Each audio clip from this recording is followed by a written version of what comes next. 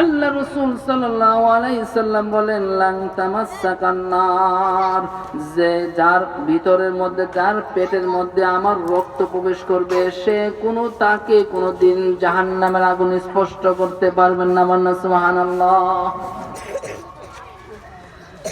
তাইলে দেখেন সাহাবায়ে কেরাম রাসূলের প্রতি কত আসক্ত, কত ভালোবাসা।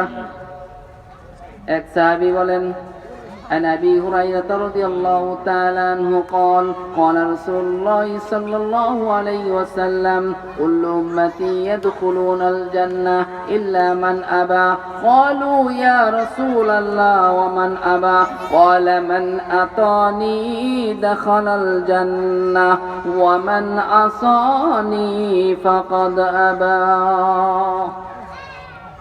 এক সাহাবী হযরত আবু হুরায়রা রাদিয়াল্লাহু তাআলা বর্ণনা করেন রাসূল থেকে হাদিসটা।